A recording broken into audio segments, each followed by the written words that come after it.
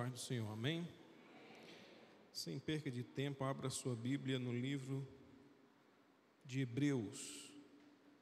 Hebreus capítulo de número 11.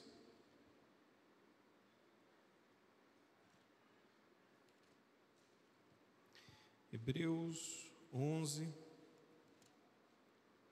Vamos fazer a leitura a partir do versículo de número 23.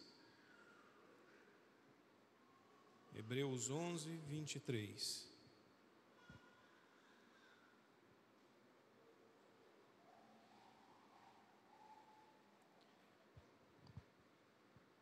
Hebreus 11, 23 diz assim a palavra do Senhor: Pela fé, Moisés, já nascido, foi escondido 3 meses por seus pais, porque viram que era um menino formoso e não temeram o mandamento do rei.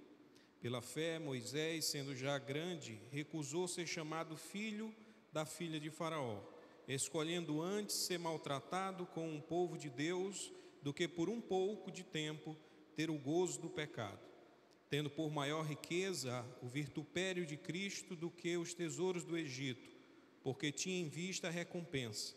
Pela fé, deixou o Egito e não temendo a ira do rei, porque ficou firme, como vendo o invisível.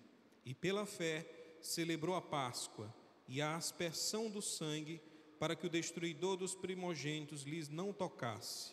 Pela fé, passaram o mar vermelho, como por terra seca, o que intentando os egípcios se afogaram. Amém? Meus queridos irmãos, hoje nós temos como um tema para o nosso culto dessa tarde a Páscoa, uma festa que nós já comemoramos há alguns séculos, uma festa que nasceu no povo que Deus preparou no Egito, um povo que Deus preparou para que representasse o projeto que Deus tem com a sua igreja. O interessante é que o texto de Hebreus, ele fala de Moisés como homem de fé. Inclusive, no versículo de número 38, ele vai dizer que a lista de Hebreus, a lista de homens e mulheres de fé que são descritos no livro de Hebreus, é uma lista de pessoas das quais o próprio texto diz o mundo não era digno. Não era digno porque eles eram tão especiais, tão cheios de fé, que o mundo não merecia pessoas tão preciosas. O problema é que quando nós encontramos o texto de Êxodo, parece que o Moisés, que é descrito pelo menos nos primeiros capítulos de Êxodo, não é o mesmo Moisés do texto de Hebreus. Porque enquanto em Hebreus ele é apresentado como homem de fé, quando a gente lê Êxodo, a partir do capítulo de número 2, é onde a gente tem a narrativa do nascimento de Moisés e todo o desenvolvimento a partir de então, a gente percebe que Moisés não parece ser esse homem de fé. Pelo contrário, o texto diz que ele nasce e ele tem que ser escondido, porque havia um decreto por parte do faraó que toda criança do sexo masculino que fosse nascida a partir daquele povo, que era o povo de Israel, a ordem era que ele fosse morto. Só que as parteiras, como diz o texto, se recusam a matar os filhos de Israel. E o Senhor abençoa, porque eles entenderam que eles não poderiam fazer aquilo contra o povo de Deus. E o Senhor recompensou aquelas parteiras. Moisés nasce, depois de algum tempo, é colocado num cesto e enviado no rio, até chegar à casa de Faraó. E lá a filha de Faraó toma aquela criança e decide criá-la como se fosse filho dela. E a providência de Deus é que, além do Senhor não permitir que Moisés morresse, ele ainda providenciou que a mãe dele fosse a responsável por amamentá-lo, mediante remuneração, que é uma coisa maravilhosa. Imagine você cuidar do seu próprio filho e ainda ser pago para isso. Que coisa boa, né? Algumas irmãs aqui já não ficam tão felizes, está trabalhando de graça. Como é que pode? Moisés teve essa sorte. E Moisés cresce e recebe toda a educação do Egito, toda a educação formal que o Egito tinha para oferecer. E quando a gente fala de formação, a gente fala de formação do ponto de vista cultural, de leis, de rituais, de religiões, de coisas que o Egito oferecia. Mas os irmãos devem lembrar que Moisés também era amamentado e criado por uma mulher que era dos hebreus e, consequentemente, ela não deixava que Moisés esquecesse de quem ele era verdadeiramente. Moisés estava no Egito, mas Moisés sabia que ele não era do Egito. Você entende o que isso quer dizer? Você está no mundo, mas a palavra de Deus diz que nós não somos do mundo. Nós somos daquele que nos resgatou, que nos comprou com alto preço, com um preço de sangue. Nós somos dele, fomos feitos por ele e para ele são todas essas coisas. Moisés então cresce com toda aquela formação e num determinado evento ele se coloca a favor do seu povo e mata um homem. No dia seguinte, pensando ele que ninguém sabia, ele é tomado de surpresa por alguém que conhecia ele e sabia o que ele tinha feito. E aquilo coloca um temor no coração de Moisés. Moisés temia pela sua própria vida. E o texto diz que Moisés foge do Egito porque ele tinha medo de morrer. Ele tinha medo que aquela notícia chegasse de alguma forma ao faraó e ele fosse perseguido. E aí você olha e diz, como é que um homem de fé pode ter medo? E parece que é aí onde eu digo que parece haver uma aparente contradição, porque o texto de Hebreus mostra um homem de fé, e quando a gente idealiza a ideia de um homem de fé, a gente entende um homem que não tem medo, porque a palavra de Deus nos mostra que quem de fato tem fé, não tem medo, pelo contrário, ele tem a certeza, a convicção, ele sabe que ele está sobre um firme fundamento, e ele não se deixa abalar. E como é que Moisés pode ser esse homem de fé? O que a gente não para observar é que todo homem e mulher de fé é feito na batalha, é uma construção. Ninguém já nasce com essa fé, acreditando firmemente no Senhor. Ninguém já aceita Jesus tendo uma convicção pura do que é a fé que a palavra de Deus nos ensina. Pelo contrário, o apóstolo Pedro vai dizer que a fé, ela é resultado de sérias provações. Como a palavra de Deus diz, que nós não devemos estranhar o ardente fogo da provação que há entre nós, porque esse fogo é como o fogo que purifica o ouro. Assim a nossa fé também é purificada pelo fogo da provação, pelas lutas, pelas adversidades, pelas dificuldades que nós temos que enfrentar. E é aí que nós somos forjados, de fato, como homens e mulheres de fé. Ninguém já nasce como um homem e uma mulher de fé. Moisés não é exceção. Moisés, ele foi sendo formado um homem de fé. Ele sai do Egito com medo, um medo de morrer, e ele vai para o deserto, e dali ele vai procurar uma região para habitar, até que ele chega em Midian, e ali ele encontra algumas mulheres, eram filhas de Reuel, também conhecido como Jetro, que mais tarde se torna seu sogro, e ele passa algum tempo ali. O texto bíblico diz que entre a saída de Moisés e o seu retorno, ele volta por volta dos 80 anos de idade. Então leva-se a crer que ele saiu do Egito com 40, passa mais 40 em Midian, e depois retorna com uma missão, e a missão é libertar o povo de Israel. Só que antes de libertar, Deus precisa libertar Moisés da sua incredulidade, porque Moisés, ele não é um homem de fé ainda, ele ainda está sendo construído, ainda está sendo forjado, e Moisés está ali apacentando os rebanhos do seu sogro. Quando uma das ovelhas se perde, ele entra em uma caverna, em um monte específico, o Monte Hebron, e ali ele vai encontrar não só a sua ovelha, ali ele vai encontrar o seu ministério, o seu chamado. Talvez você entrou hoje aqui sem saber muito o que vinha fazer. Talvez você veio aqui para ouvir os louvores, para ver como é que essa igreja, alguém talvez falou para você desse ministério, e por curiosidade você chegou aqui, mas buscando outra coisa. Mas eu quero lhe dizer que esse lugar é um lugar de encontro. um encontro com Deus, aonde Deus vai te encontrar e aonde Ele vai te mostrar qual é o projeto que Ele tem para a tua vida. Ali ele encontra uma sarça ardendo. Até então, uma sarça queimando no deserto é algo comum. Porém, a palavra de Deus diz que a sarça ardia, queimava, mas não se consumia. Algo de sobrenatural havia naquele lugar. E o que faz aquele lugar sobrenatural não é a sarça, não é a caverna, não é o monte, é a manifestação de Deus naquele lugar.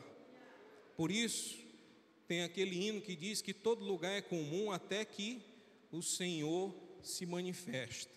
Esse lugar parece ser só mais um lugar, mas quando a manifestação de Deus se apresenta neste lugar, aí nós podemos provar o sobrenatural de Deus. Ele tem um encontro com Deus e Deus tem uma missão para Moisés. A missão é libertar o povo, porque o Senhor ouviu o clamor do povo.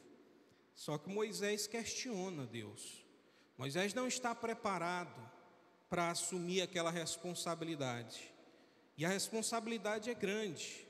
Veja, o texto de Êxodo, capítulo 1, diz que entraram no Egito cerca de 70 pessoas, a descendência de Jacó. E Números, capítulo de número 1, vai dizer que saíram de lá contando apenas homens preparados para a guerra e da idade de 20 anos para cima. Eles contam em torno de 603.550 homens de 20 anos de idade para cima, só homens.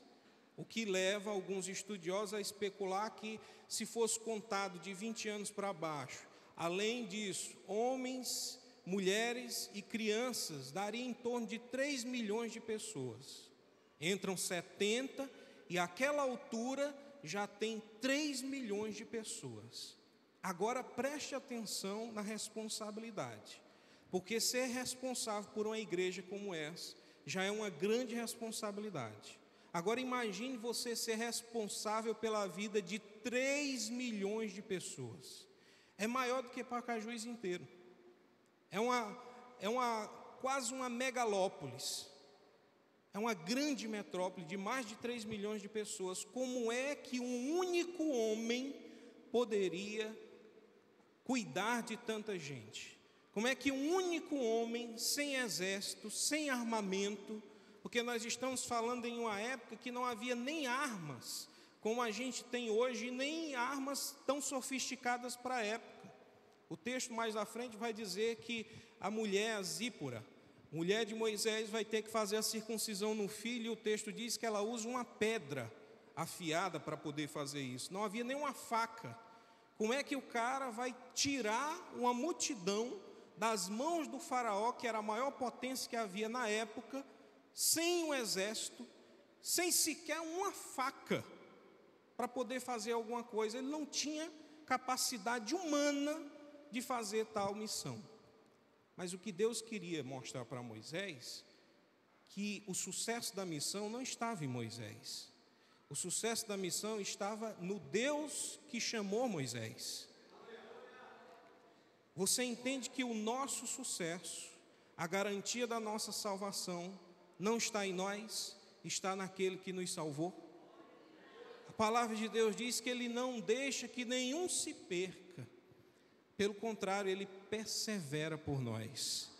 E a garantia de que um dia nós vamos chegar na morada eterna, não é porque nós somos fortes, não é porque nós somos fiéis 100%, mas é porque aquele que prometeu, Ele é fiel para cumprir.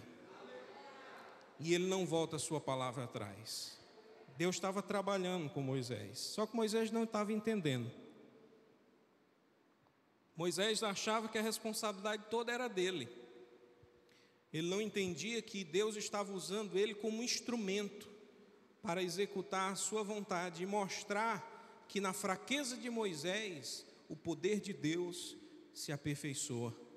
Como diz o apóstolo Paulo, é pensando que estou forte, é que estou fraco. Mas quando eu reconheço a minha fraqueza, aí é que eu fico fortalecido, porque o poder de Deus se aperfeiçoa na minha fraqueza.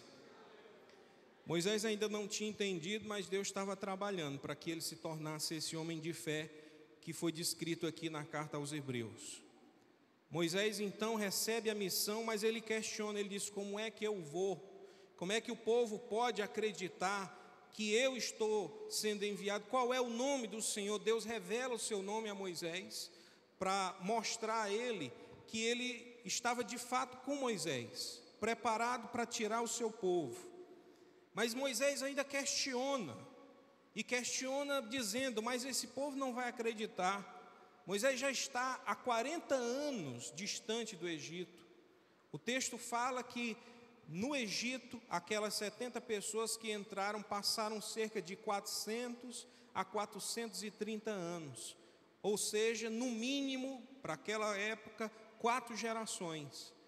As pessoas passaram ali 4 gerações, e Moisés agora vai entrar nessa última geração, voltando depois de 40 anos, sem ninguém saber nem quem é Moisés. E agora Moisés chega lá, sem ninguém, sem exército, sem espada, sem força humana nenhuma, só dizendo que vai ser o libertador do povo, porque Deus o chamou. Como é que você acredita num negócio desse? Como é que você acredita num camarada chegando dizendo que, olha, Deus falou comigo lá numa caverna e Ele mandou eu vir aqui libertar vocês? Quem é que acredita num negócio desse? Eu vou ser bem sincero, se eu estivesse lá eu não acreditava não. Um homem desse chegando eu nunca nem vi. Chegou um doido aí dizendo que vai salvar a gente, vai tirar a gente do Egito, não tem nada. Chegou com a mulher, nem a mulher gosta dele, a mulher chama ele de marido de sangue. Negócio desse não está vendo que isso não vai dar certo. Ele vai chamar o irmão para acompanhá-lo, para tentar ajudar, porque ele se diz um homem pesado de língua, então ele fala com o irmão, que o irmão conversa melhor do que ele. E ele diz: como é que um cara desse que não sabe nem conversar com a gente vai tirar ninguém daqui? Um homem desse não toma de conta nem da casa dele, que dirá dos outros. Quem é que vai acompanhar um louco? O que eu quero lhe mostrar é que aquele povo também não acreditava em Moisés. E eu não tiro o direito daquele povo de não acreditar em Moisés, porque eu também não acreditaria. Mas o Senhor disse a Moisés que Ele traria sinais, maravilhas, para acompanhar o seu ministério, para provar que Deus estava com Moisés. Do mesmo jeito que Deus operou sinais e maravilhas no ministério dos apóstolos, para mostrar que o Senhor também estava com os apóstolos. É por isso que a igreja deve buscar, mais do que a riqueza material, ela deve buscar acima de tudo os dons do Espírito Santo de Deus, os sinais e as maravilhas que comprovam que Deus está no nosso meio, que está operando na nossa vida ainda hoje. Essa é a nossa riqueza, meus irmãos, porque de palavra ninguém vai acreditar. Nós precisamos dos sinais e das maravilhas como um testemunho de que Deus está no meio do seu povo. Moisés recebeu esses sinais para que todos acreditassem que ele estava sob a direção de Deus.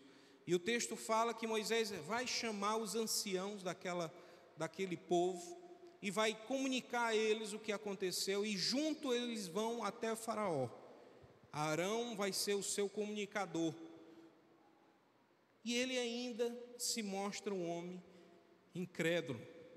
Moisés foi covarde, medroso ao fugir do Egito. Quando recebeu o chamado, ele duvidou de que o chamado era para ele. E eu lhe pergunto: quantas vezes você já duvidou do chamado de Deus na sua vida? Ou você nunca duvidou do ministério que Deus te tem confiado? Porque eu quero lhe dizer que eu já duvidei. Eu já duvidei que Deus tenha me escolhido para fazer alguma coisa. Eu acho que tem pessoas muito melhores do que eu. E todas as vezes que eu subo aqui, eu me pergunto: para quê, Senhor? Tem tanta gente aqui, a nossa igreja já tem tanta gente abençoada, gente quebrantada, que está começando, que tem mais fé do que eu, pode estar aqui ministrando. Por que o Senhor ainda insiste na minha pessoa? Ele insiste porque Ele tem um grande amor por ti. E você pode até não acreditar em você mesmo, mas o Senhor acredita. E Ele está pelejando pela tua vida. E aquele que te chamou é fiel. para que não só começar a boa obra, mas também concluir a boa obra que Ele tem preparado para ti.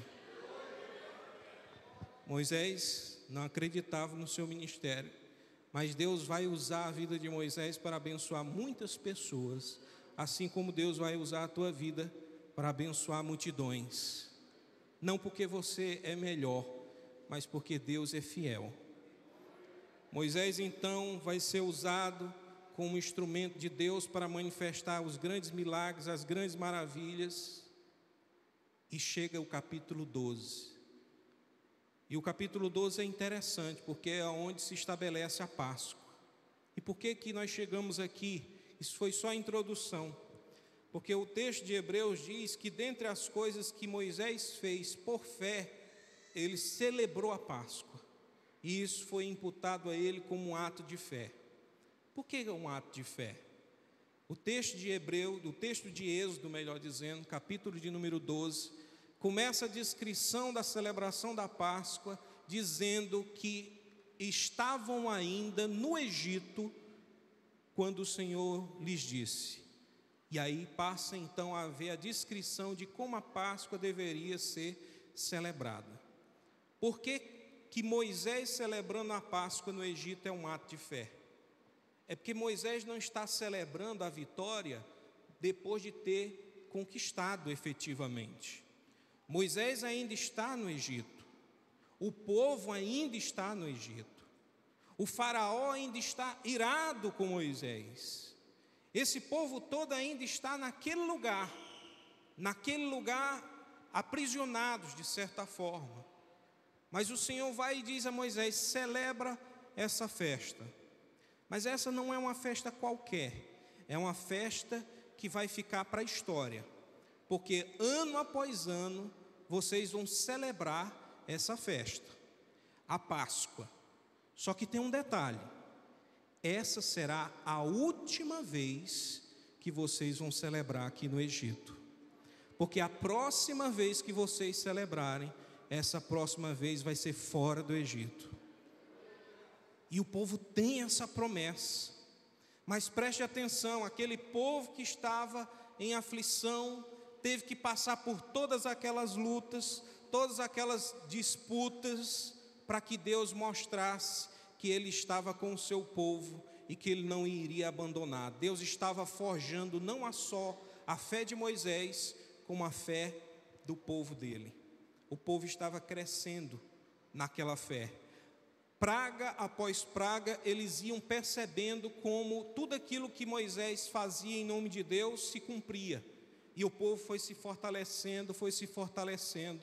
E isso é extremamente importante. Porque se Deus tivesse mandado Moisés no primeiro dia ter chamado toda aquela multidão e ter dito: vamos embora, vamos celebrar aqui a Páscoa e vamos embora, ninguém tinha participado com ele. Talvez no máximo a família de Moisés, porque, como eu disse, ninguém conhecia Moisés, ninguém tinha intimidade com Moisés. É um doido chegando aqui, um forasteiro, e está trazendo uma informação. Quem é que vai acreditar num negócio desse? Por isso que Deus teve que preparar o povo, para que eles pudessem ser transformados ainda no Egito, para que eles confiassem na promessa daquele Deus que chamou Moisés, mas que chamou também aquele povo para a salvação. Capítulo 12, então, é descrito como a cerimônia deveria ser feita. E Moisés vai celebrar essa Páscoa no Egito. Agora eu lhe pergunto: tem como fazer festa na luta? É isso que eu quero que você entenda. Imagine que você está passando por uma luta. Talvez para alguns não é nem um exercício de imaginação. Talvez você esteja aqui já sufocado, sofrendo, passando por uma dificuldade tremenda, pensando em jogar a toalha. Mas deixa eu te dizer, não é noite de chorar, é noite de celebrar. Celebrar o quê, irmão Carlos? Eu ainda estou no Egito, eu ainda estou aqui vivendo como escravo, ainda estou passando luta. Como é que nós podemos celebrar? A cada dia o faraó só se torna cada vez pior, só persegue cada vez mais o povo, porque o texto diz que ele usou de astúcia para forçar o povo a diminuir de maneira forte contra a vida deles. Mas aquele povo perseverou e ficou firme na promessa que Deus tinha feito. E quando eles são chamados para a Páscoa, aquele povo que já tinha visto sinais e maravilhas, eles não duvidaram. Eles fizeram aquilo que o Senhor ordenou. Eles mataram um cordeiro, e com o sangue daquele cordeiro eles aspergiram os umbrais da porta, marcando e consagrando aquele lugar, porque a promessa de Deus é que o espírito da morte passaria naquele lugar. E aonde houvesse o sangue do cordeiro marcando o local, a palavra de Deus diz que esse anjo da morte passaria por cima. É daí que vem a palavra hebraica pesar, passar por cima. E é daí que vem também a nossa palavra para a festa que celebramos hoje, a Páscoa. Porque a Páscoa é uma festa para comemorar o dia em que o Senhor poupou o seu povo e libertou do Egito.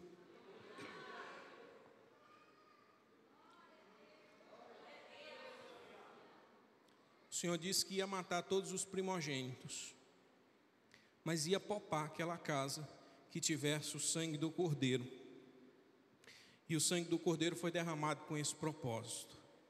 E ainda no Egito, Moisés decidiu celebrar aquela festa em obediência ao Senhor, porque ele sabia que ele estava no Egito, mas é que a promessa de Deus dizia para ele que aquele era o último dia, aquela era a última noite que ele viveria no Egito.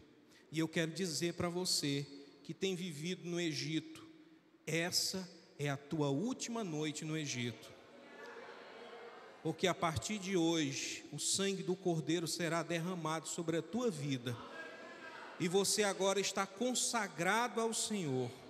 Você é propriedade exclusiva do Deus Altíssimo. Você agora faz parte de um povo santo, de um sacerdócio real, de uma nação escolhida. Hoje é a noite de você dar um basta ao Egito e dizer: hoje eu vou para Canaã, hoje eu vou para a terra prometida, eu vou tomar posse da promessa que Deus tem me dado, e eu já não vivo mais para o pecado, mas agora Cristo vai viver em mim. Aquele povo saiu naquela noite a celebrar a Páscoa, e no dia seguinte, já preparados, eles saem em diligência para fora do Egito. E o texto diz que mesmo saindo, o faraó abrindo mão, em algum momento ele desiste e envia os seus exércitos para acabar com aquele povo. Mas o Deus daquele povo não abandonou eles. O Deus daquele povo perseverou por eles e fez aquele povo atravessar o Mar Vermelho e os levou durante toda aquela jornada até a terra prometida que ele tinha dado. Meus irmãos, a Páscoa é uma festa que nasce entre os judeus. Entre os evangelistas, João vai ser o mais enfático e vai dizer que a Páscoa é uma festa dos judeus. Mas Paulo vai dizer que a Páscoa não é só dos judeus, a Páscoa também é da igreja. Em 1 Coríntios, capítulo de número 5, ele vai dizer que Cristo é o nosso Cordeiro Pascual. Cristo é a nossa Páscoa. Nós não celebramos por aqueles motivos que os judeus celebram. Os judeus celebram até os dias de hoje a Páscoa, lembrando do milagre que Deus operou para tirar o povo do Egito. E de como o Senhor fez isso de maneira maravilhosa, usando apenas um homem de 80 anos de idade, que talvez não tinha condições de cuidar nem da sua própria saúde, mas o Senhor usou, porque a Bíblia diz que Deus usa das coisas que não são para confundir as que são, das fracas e das desprezíveis para confundir aquelas que pensam que são fortes, das pequenas para confundir as grandes, porque maior é o nosso Deus.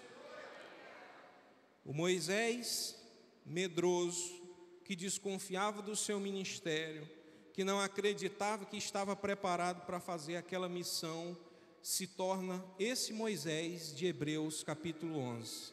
Um homem que foi forjado na luta, na batalha, para se tornar um homem de fé. Por isso, meu irmão, minha irmã, eu quero lhe dizer que não fique triste pela luta que você está passando, pelas dificuldades que você tem enfrentado. É o Senhor te preparando para uma missão. É o Senhor te preparando, te forjando para que a tua fé ela seja aperfeiçoada, para que você abandone a crença e agora tenha fé. A crença é uma superstição, a fé é o firme fundamento, é a certeza e a convicção de que Deus é poderoso e que suas promessas não falham. Deus está te preparando, mas nessa trajetória é normal que você desconfie do seu ministério, é normal que você desconfie do chamado que Deus tem para a tua vida, é normal que você tenha medo e ache que não vai ter forças para continuar nessa caminhada. Mas eu quero te dizer que, diferente do que alguns dizem, porque muitos dizem o seguinte: não, irmão, pega na mão de Deus e vai. Eu quero dizer diferente. Deus está pegado na tua mão e é por isso que nós vamos chegar do outro lado. Porque a promessa de Deus é que Ele estaria conosco todos os dias. E quando Ele disse todos os dias, era nos dias bons e nos dias maus. Era no vale, mas era também quando estivéssemos no monte. É quando tiver tudo bem, mas quando também tiver tudo mal, o Senhor ainda estará conosco todos os dias até a consumação dos séculos. Porque Ele é o bom pastor que tem pastoreado e arrebanhado o seu rebanho, cuidado e velado contra todas as forças do inimigo. E Ele fez uma promessa: as minhas ovelhas estão nas minhas mãos e ninguém as arrebatará. O Senhor não vai deixar nenhum se perder, mas naquele grande dia Ele vai nos levar até o grande aprisco que Ele tem preparado na eternidade, e vai dizer para mim e para você: entra, bendito do meu Pai, para a morada que eu tenho preparado. Meus irmãos, nada me deixa mais feliz do que esse dia, a expectativa de um dia eu chegar diante de Deus, e aí, quando eu estiver lá, toda dúvida, toda incerteza, toda insegurança já vai ter caído por terra, porque o simples fato de eu estar diante de Deus, com o Senhor na minha frente, é o fato de que Ele perseverou na minha vida, e por isso que eu fui salvo. Quando aquele grande dia chegar, vai ser um grande dia de grande felicidade, porque vai ser a consumação de toda a perseverança, de todo o trabalho que nós tivemos aqui nessa vida.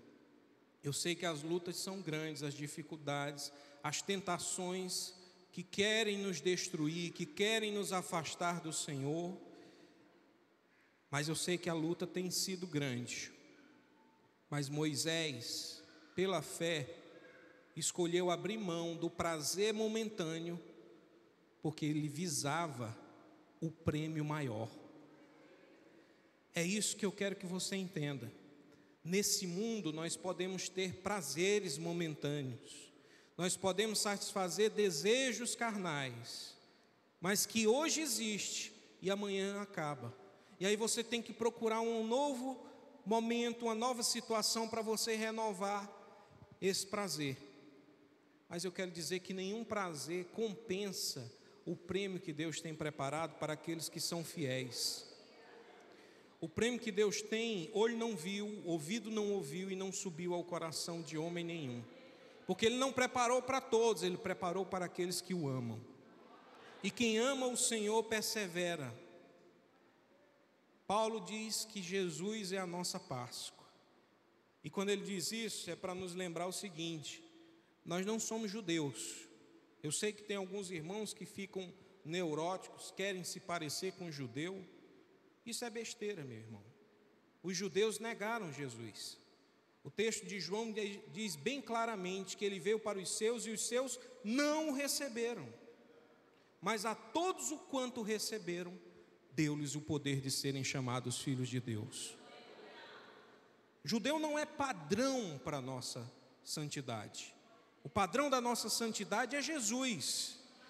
Paulo diz que nós devemos perseverar em santidade até que nós possamos alcançar a estatura de varão perfeito. E o varão perfeito é Cristo, não é judeu. Judeu, se ele não se converter, ele vai perder a sua salvação.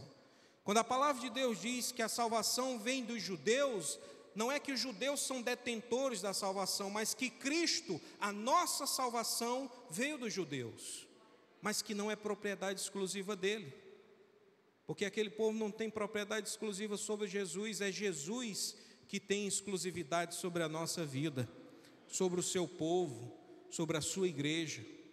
Quando Paulo diz que Jesus é a nossa Páscoa, é para nos lembrar que nós não fomos tirados de um Egito regional, localizado em um mapa. Nós fomos tirados de um Egito espiritual. Nós fomos tirados de um lugar de pecado. Hoje nós estamos aqui como aquele povo, celebrando ainda a Páscoa no Egito, porque a Bíblia diz que nós ainda estamos no mundo. Mas veja só, quando os discípulos se despedindo de Jesus, Jesus faz uma oração e nessa oração ele faz um pedido especial. Ele pede ao Pai: Pai, não vos peço que os tire do mundo, mas que os livre do mal.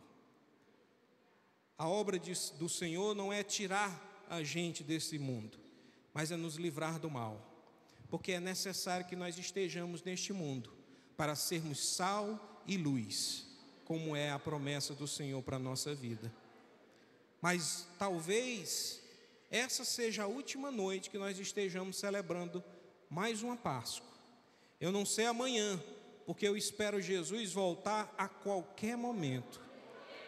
Então nós celebramos essa Páscoa como se fosse a última, para num dia de amanhã estarmos na presença do Senhor, celebrando a ceia do Senhor, na sua presença, por toda a eternidade. Jesus é a nossa Páscoa, porque Ele se doou como aquele cordeiro, para derramar o seu sangue, para que o seu sangue fosse derramado sobre cada um de nós, como uma marca de que nós fomos separados, nós fomos ungidos, nós estamos sob a proteção do sangue de Cristo, como uma marca da promessa de que o maligno não pode nos tocar, porque o Senhor já nos resgatou com um alto preço, o preço de sangue. Por isso que Jesus é a nossa Páscoa. É por isso que a festa pode ter nascido nos judeus, mas a igreja do Senhor ainda celebra a Páscoa, porque Cristo é a nossa Páscoa. Cristo é a nossa esperança. Cristo é a certeza de que nós podemos estar no mundo, mas o que nos espera é a Canaã celestial, a nova Jerusalém que desce do céu, que vem para resgatar o seu povo. É para lá que nós vamos, irmãos. Por isso, não se apegue com as coisas que estão nessa terra. Isso vai tudo passar. A nossa morada eterna ainda está por vir. Amém? Vamos ficar de pé para a gente encerrar.